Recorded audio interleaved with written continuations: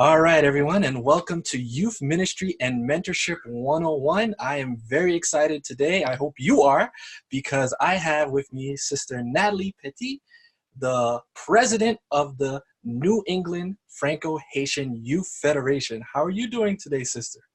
I am well, and yourself? I'm doing great. I'm doing great.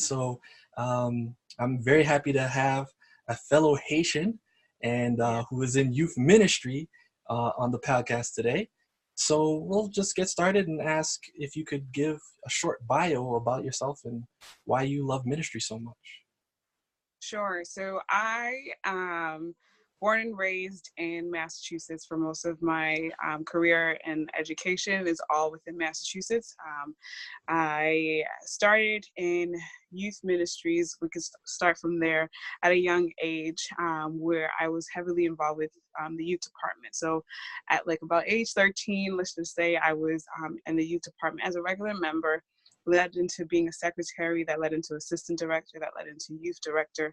And then that also spirals into Pathfinder director as well. And in the midst of that, I have a wealth of knowledge, over 10 years of knowledge on how to minister to youth, understanding the trends, and then also learning ways to improve on the trends. And so within youth ministries alone, I have been able to serve on the federation level, which is connected to the Northeastern Conference, is over 10 different federations. So our federation represents Massachusetts and Rhode Island. So it's about over 15 different churches where I work hand in hand with the youth directors, and making sure that we are, as a federation, a liaison to the youth directors, but also helping to instill programs, helping to instill camaraderie amongst the youth so that they feel that they are connected and heard in any sort of way. But in short, that is how the role of, as president, that I service with a team, and then I also work with youth directors, and we also work with other federations, other youth departments as a whole, or youth-oriented organizations in the community as well, to help bridge the gap to Christ and to our youth. Awesome. So in that answer, you said that there are trends that you have to pay attention to. Uh, Mm-hmm. I'm sure someone who's listening to now is like, well, what trend is happening right now that you have to pay attention to in with engaging with young people? I think the main trend that I would say is that gone are the days that when we would isolate those that were different, that were special. I think now that we're seeing the trend is the learning disabilities that many of our youth have, and that there are much more resources outside of the church. So whether it is programs designed for those with learning disabilities, I went to a college that specialized in learning disabilities. Those are trends that we as a society are now seeing, that we need to focus, have people that specialize in those, but then also having worked with hand in hand, one-on-one with someone to help them thrive. How in the church is there someone responsible or department responsible for helping said trends, whether it is those with learning disabilities, those with mental health illnesses, those with troubles at home, who at church, is there a church member or a church department that's assigned to, say, for instance, social development within the family? How can we work with said family that is troubled, and making sure that they succeed in any sort of way? So within trends, I would say learning disabilities, mental health awareness. I would say also to the feeling lost within a community, even though you think that you have a community as well. And the list goes on as well.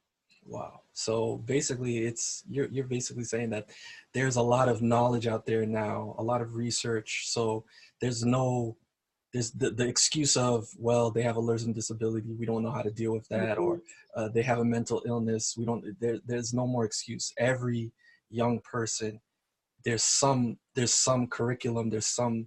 program that we can utilize to reach every Mhm. single situation, every single home. So that's an awesome answer. Thank you for Yes. that. So you are not only dealing with engaging with youth and young adults, you are in the Franco-Haitian community. So could you give us a little bit of Yes. insight of how Haitian Seventh-day Adventists engage with youth and young adults? That is an amazing question. And I would say that I can't generalize all Haitians. I can't generalize all churches, because I have walked through many different churches that are doing things differently that fits their needs and fits their culture and fits their group. But I would say in terms of how Haitian churches are connecting with young adults, I want to take it outside of youth ministry. So I would say I have seen churches that have young adults as their church clerk. I have seen young adults as their treasurer. This is not that's a trend that is happening in every church, but I'm just saying youth and young adults are not just for the youth department, but they also are for the betterment of the church. So in a way that they are here to help you and not hurt you as an organization. I have seen young adults in the AV and technology, so servicing your websites and everything like that. So giving the more social aspect of the church, so ministering outside the four walls, and let's just say. I, as a Haitian, having been born and raised at my church, I've been born and raised as Philadelphia SCA, and so I have seen from birth to now the transition of how we service young adults as well. But I also see that there is a divide. So I'm not going to just say like, oh, it's going well and great, but there is a divide amongst the churches and how you have your most senior members who, you know, are grandfathered in to lead the church, whereas young adults are just saying, give us one shot, one way of feeling connected. And this is something that I preach from the mountaintops to every person, is that the only way that I will stay connected in an organization is if I feel connected or feel belonging or feel some sort of need for me to be here. And if I don't feel any of that, it's the same way at work. If you are not provided with work to do, you're not going to stay there. It's the same way with any relationship that you are in.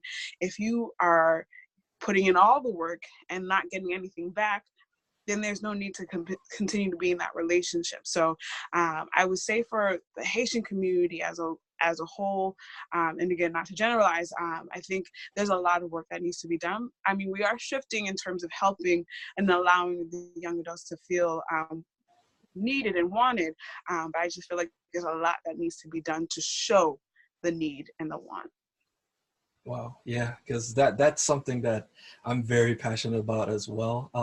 Because back in Southern New England Conference, there was no federation like Northeastern has, but I was basically visiting all those Haitian churches, and like you've seen, there's different cultures within churches in the Haitian community where there are young adults that are being utilized, and but then there's some churches where they're not being utilized at all, or they're being taken advantage of, or they're not given a voice. They're being used, but they're not given a voice.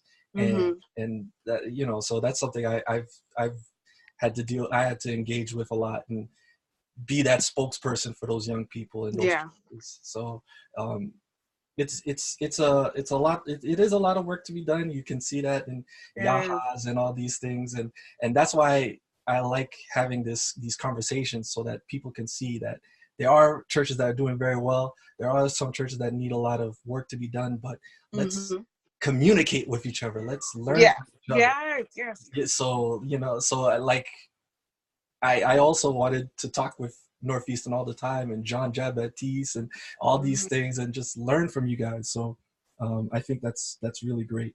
The other question I want to ask you is, why do you feel a strong need to reach out to the younger generation? What drives you to continue this work in youth ministry?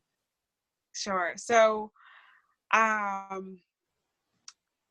I do want to piggyback off of something you just said, and I will get to that question. One comment that I want to say is, when we see a church is thriving in some set or era, or some said field, or doing something is right, it is not upon us to judge that church for what they're doing, but it's for us to learn from what they're doing. So in a sense, if we're seeing that a young adult population is heading towards this said church, we can't just say, oh, they're stealing all of our youth. What are we doing here to sustain them? And what are we doing here to keep them? I recently was working with a youth director where they had a list of excuses as to why the youth were not in the church. And I kept asking the same question. So what are you doing to keep them?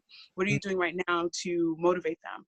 And it was, every response back was the excuse as to why they're not there. So I think it's important for us to learn. It's the same way as any organization. So I work in a big organization right now where, well, all the neighboring, competitors have this said field, task, job description, or persons, or they're currently doing that. So we have to do it too. So I think that's where we as a church fail, in terms of, we're not here to be competition, but we're here to, again, brotherhood is not competition, it's way of us learning. So if this one program is thriving in this organization or this church, maybe it's something that we could, put our own spin on it and make it happen. So that was that one thing that I wanted to add. But what gets me intrigued about youth ministries and staying connected with the youth is two parts. One, the youth will tell you like it is, and they'll tell you the honest truth. And I love the authenticity of being around the youth. They always keep everything lively. There's no dull moment when you're working with youth. You're always going to have a good time. And growing up, I would say at Philadelphia, my church, is that there's always been, and I'm sure this is something that's the trend in most other churches as well, the generational gap. And I've always made it so that I remember I learned early on Muhammad Gandhi's quote that says, be the change you want to see. And I've always been intrigued by that, where it's just like, how do I make the gap smaller or just non-existent? And I would say, we could say the gap now at Philly is no longer there. I mean, granted, yes, there is a large number of youth that are not there, but you cannot not say that there isn't like at least 2 or 3 from each generation that is still there. And so being that example, I didn't have much examples ahead of me to say like, I've never achieved to say I want to do exactly like she did it or like exactly like he did it. God has allowed me to carve my path and to carve a way for me to like make it be an example. I don't live to be everyone's role model. I don't live to be everyone's, I have youth that come up to my parents are always like, oh, felt just like, Natalie felt. And it's like, no. You live your life the way you live your life. Don't try and mimic everything I did, because all the trials and tribulations I went through are things that taught me to be a better person. And like I tell some, I give you advice right now, it's not going to resonate with you right now, but it might resonate with you later. And so I would say I've always wanted to keep that gap closed and to be an example. And I've always wanted to, like, not a teacher, but to just share resources with people, so because I didn't get those resources growing up. So I want to make sure that the other person behind me, the door is left open for you to get those resources. And to know that there are genuine people out there that are really wanting to vouch for you and be your cheerleader, because again, they didn't have that growing up. And then also, again, like, kids are always full of spirit and spike, and spunk. And so you're always gonna get that love from them as well. And I always am, what thrills me the most about youth ministries is that I'm always checking in on the youth. If I'm traveling to a state and I know that there's a youth in that state, I will reach out and say, even if you don't respond back, I will still, just reach out and say, I'm in town, let's hang out. And that's something I've always done, because the goal is to know one person in each state. But either way, it's for them to know that there's someone that's always looking out for them. And in retrospect too, they'll contact me and say, hey, here's an update. And I am so thrilled when I get updates from them in a way to say, like, keep going, because they are going to be able to achieve more than I've ever achieved. And that's every generation as well. Wow. Beautiful. Awesome.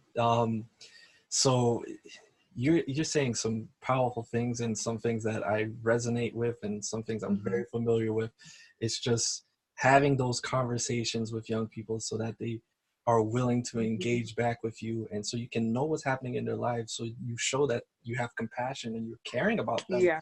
And that makes all the difference. Especially, it keeps you young. That's what I'm gonna say. It keeps you young. It sure does. You Yeah. know the latest slang, you know the You know? latest technology, the latest dance. You are still in the jive of things. Yes, So yes.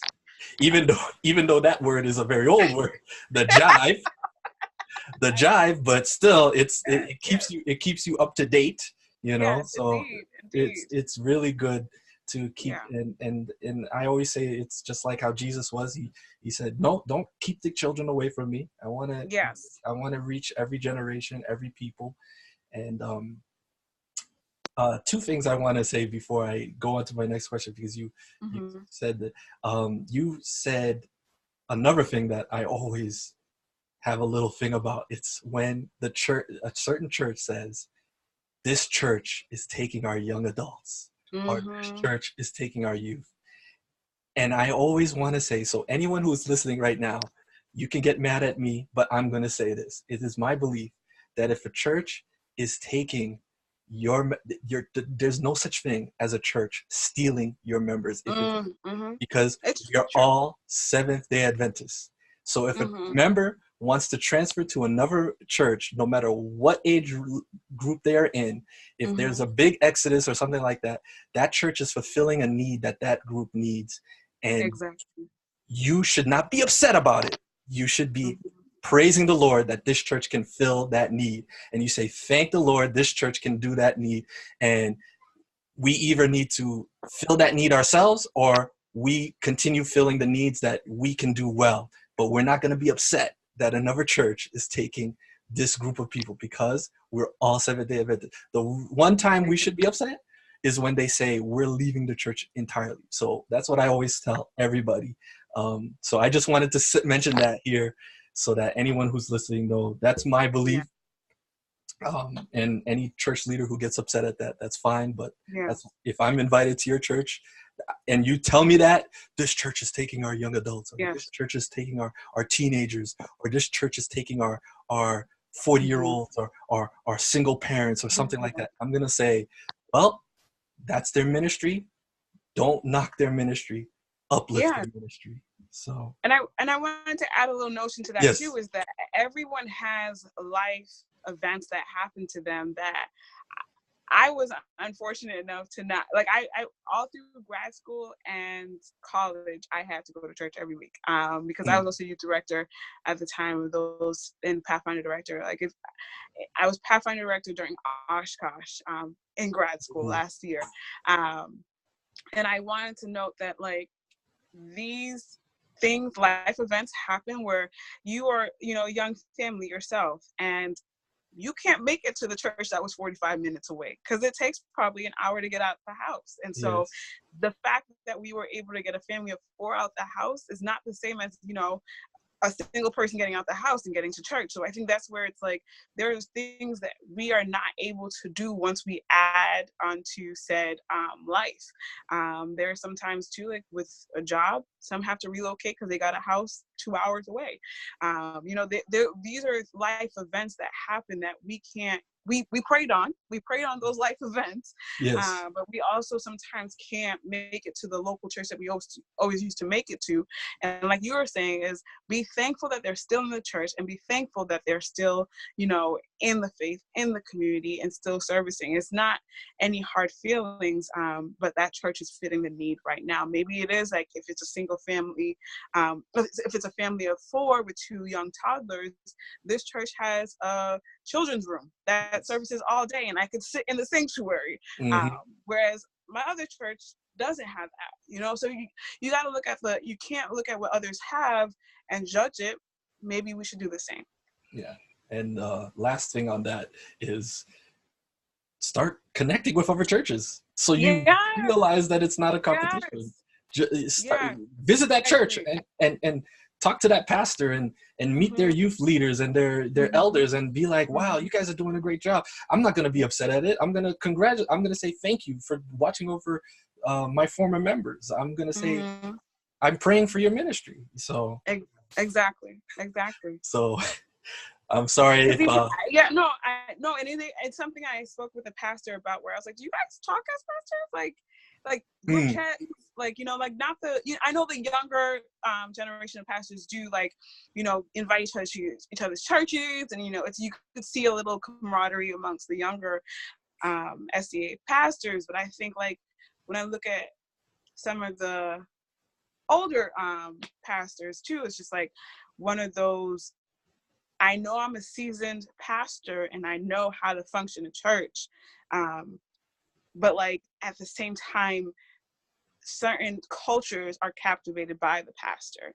So if we're not used to change and we're still doing things in the traditional level, people that are used to change are going to go with the change. Whereas changes are happening at other churches. So I think it's important for pastors to communicate amongst each other to say, I'm actually down, we're in the red at our church. What are things that you guys are doing to stay in the black? It's not I don't like, some folks don't like it when I say church is a business, but I think at some points there are certain things that, like, you can't pray out of red when you're still in the red 5, 10, 15 years later. So there's like, what are you doing to actually physically make those changes happen? And that requires you to reach out, talk to people, get the right people around your circle. Awesome. So we went into a little bit of a tangent there, but you can see between me and Natalie that that's one of our things that we like to talk about in youth ministry, is just this feeling of competition among churches rather than camaraderie, and realizing we all, sometimes it can even go as far as other denominations. But it's the same denomination, so why are we fighting each other? So yeah, exactly. so it's like, yeah. So I want to ask you, Natalie, it's into going into mentorship. Did you have a mentor or someone who told you something that sticks to you to this day that you still recall? I have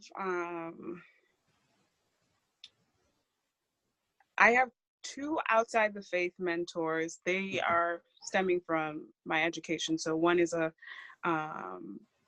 former professor of mine, and another one's a state trooper that I advertise a lot. She's a lieutenant in the state police right now. And those who have been very big cheerleaders for me. In the faith, I've had former presidents of so before our federation was established, we were connected to the New York Federation, which is the Franco Haitian Youth Federation, which encompassed all Haitian churches within Northeastern. But then we were a sister chapter at point, and then we became our own federation. And we're still in very good communication, literally speak with them on like a monthly, weekly basis. And so the former presidents, I would work hand in hand with them a lot over the years. And these were strong, powerful women that I was always like, I'm always attracted to strong, powerful women. As much as some may think it's like I'm intimidating by that, but like, you are a reflection of who you surround yourself with. And so it may appear as a tough exterior, but it's actually not. It's one of those that, like, I have built myself so far and so much, and I have a lot more building myself to do, that I have been able to, study others and study what others have failed at, so that I don't make the same mistakes in any sort of way. And so I would say, and I have a strong mother, strong aunt, strong sister, strong, like, so there's a lot of other strong people around me. But I would say, for my mentor's sake,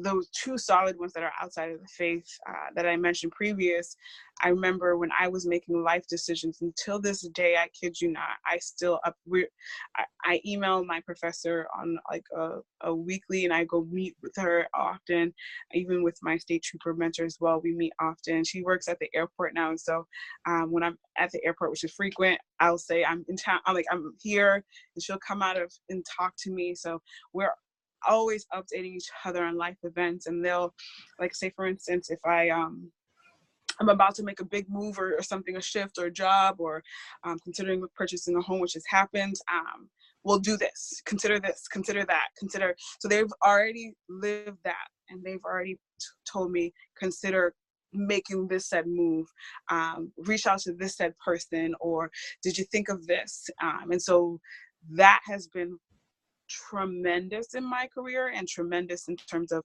how I seek out help. Because you also want to seek help from people that have experienced the things that you're about to go through, versus people that haven't experienced the things that you're about to go through. Awesome. That's a long answer, but no, it's all right. It's all right. It leads into what the next question I have is: do you believe that young people and young adults in the church today are in need of mentorship and mentors? So the answer I'm about to give is pretty much not a yes answer. Okay. And I say that because sometimes people always want to cling on to the people that they aspire to, where they're not ready to do the work of what the person gave them to do. So I could say, like, I idolize, let's just say, Ted Wilson's wife or something like that. And can you be my mentor? And she gives me a whole list of things that I need to work on to be a better, say for instance, spouse towards someone. And I'm just like, I'm not ready for that. And it's like, I think it's also another aspect to put into that as the millennial age now, is that it looks great what I've done and everything that I've accomplished, but it took a lot of work to do what I'm doing. And so I would say, no, if you're not willing to put in work as a mentee. Yes, if you are willing to put in the sacrifice of what it is to be a mentee to a mentor. And I could break that down a little bit more, but let me know if you understand what I meant. Yeah, I think I got it. It's basically, it has to be a two-way street in relationship. Yes. And if the mentor is just giving information and advice, and the mentee is not willing to learn from it and do it, it's a useless dynamic. So exactly. Yeah. Exactly. So That's what Google's for. there you go. That is what your textbooks are for. But I think it's just like any type of relationship, put in the work, and it will motivate, because you are both learning, the mentor and the mentee, both learning. But if it's a matter of every time that we're meeting and you haven't done anything, and you're just riding along to say, I have a mentor, and you haven't put in work to be a mentee, it's more draining towards the mentor. All right. So there you go. So if anyone is looking for a mentor, put in the work. Yes. Because you're getting good advice, good information. So it's a two-way relationship. So because so I want to elaborate a little bit more on that, yes. is to say that your mentor is giving you like what others would pay to have as advice. Yes. Your mentor is also sacrificing time to help nourish you as a mentee. But if you are in the same, not doing anything, you're just there to this, like, the idea of, let me pick your brain. Picking your brain is expensive. If you're thinking of, like, if you go to like today, at my job, we had a senior executive at Apple, where she just lashed out everything that her experience from leaving her alma mater to where she is at Apple. I'm sure they paid her to speak, but like, she was able to give valuable information to new change leaders coming forth. But like, to call her up right now, for me to call up and be like, can you explain a little bit more? Time is money, and money is time. But when it comes to mentoring, at the same time, it requires you to put in sacrifice. You're putting in a sacrifice to reach out to someone. Come prepared. If you're not really coming prepared, then it's harder for me as a mentor to give you what you want and what you desire. But I'm not against mentoring. I'm not against it at all. I just want to make sure that for those who reach out to some strong-willed people, that you have to put in the work as well. There you go. Yes. Before I ask you the last question, I'll add on to that, because yes, mentorship, for those who are looking for mentors, mentorship is not just pure admiration. It's Yeah. not idolization, because if they are willing to help you, they see potential in you. So put in the work, because they're saying that you can achieve what they achieve. So Yeah. don't just think that they're going to give you opportunities and then everything comes to you easy. Exactly. They're just showing you the work that they had to put in to Mm-hmm. reach their level. So you have to do the hard work too. Uh, Yeah. so my final question for you, Sister Natalie, who you've Mm-hmm. given us great stuff today, is do you have any words of encouragement to anyone who is feeling the call to be in youth ministry, to be in the Franco-Haitian Youth Federation, to be a mentor, but they're feeling a little bit of discouragement, they're feeling hesitation because of the hard work it takes? What words of encouragement would you give?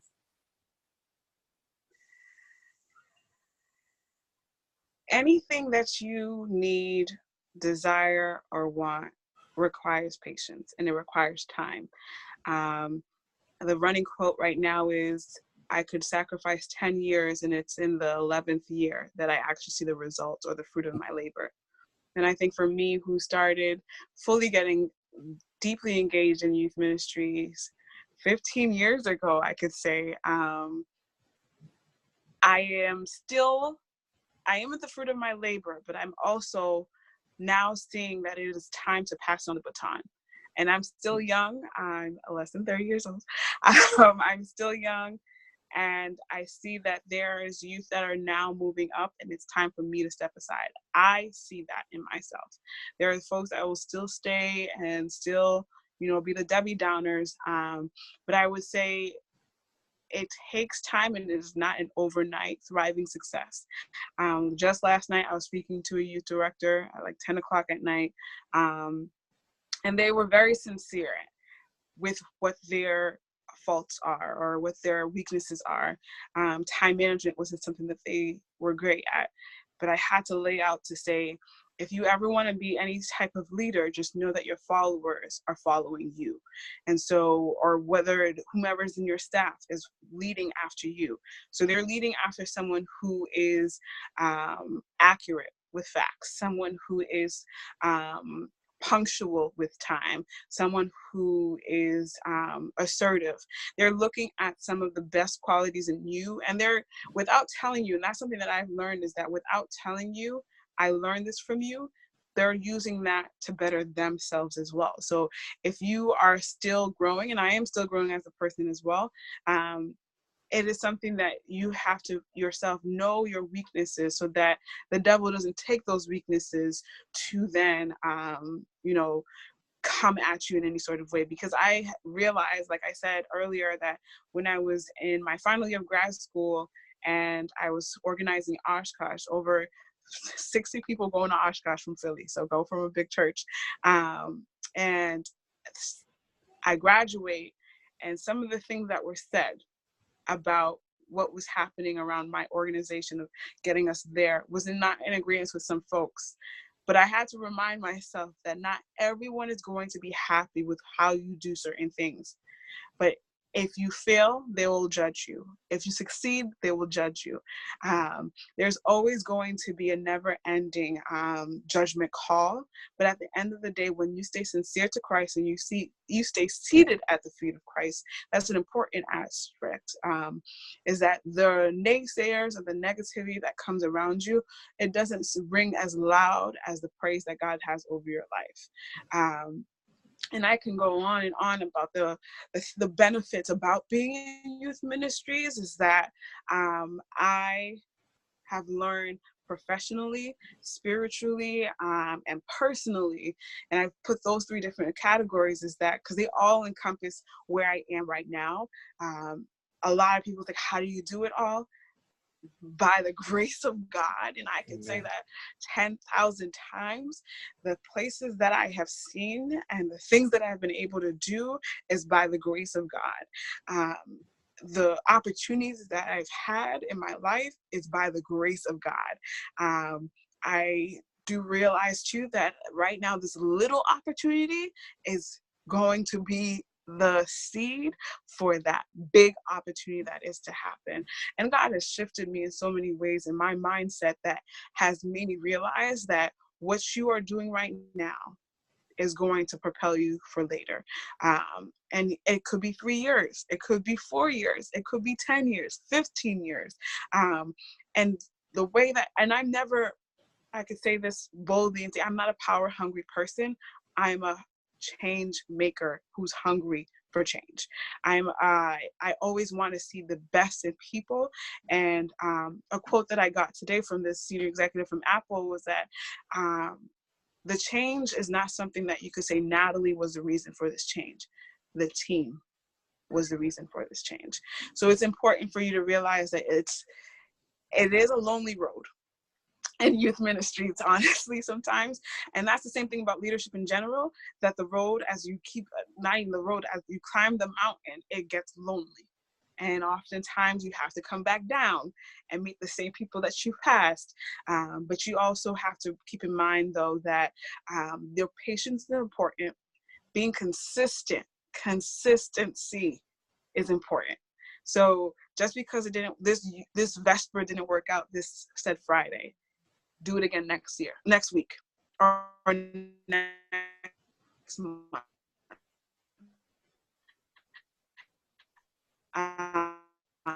You change. You don't. In terms of having the many people that you, and in keeping yourself surrounded by strong people, like I had said earlier, I still stay connected to all the youth directors from the past and currently present at my said church. I still am involved in my church youth ministry. It's not like, oh, if we have English speakers, I left the department. It's not my problem anymore. That's not the philosophy that I run by. Again, leaving the door open and allowing people to have the resources is something that we have to continue to keep the ministry alive. It's not a power hungry field, but it's something that you will reap the benefits of what you sow. So if you are staying engaged with the youth, you will reap the benefits of that. Where they will reach out to you and say, do you need help? That is something that I love when someone says, can I help you in any sort of way? Yeah. And it's things like that where you start to learn more about yourself, where I can probably put together a huge report for you in less than 15 minutes, because I've done that for 15 years. Whereas if you're just starting as a youth director, that might take you a week or a day. But the credit goes towards my years of experience, not towards the time that I put into that report in any sort of way. I can keep going on, but if you get the gist, it's it. Be consistent, be patient, surround yourself with strong-minded people as well. Not just yesers, but people who also tell you no, that doesn't make no sense. You can't do a banquet next month, you know. You can't charge people $100 each if this is the Oshkosh year. You know, be around people that are going to push you to do more, to be a part of more. I know, I always say the Sam Jerome, like I was under his leadership.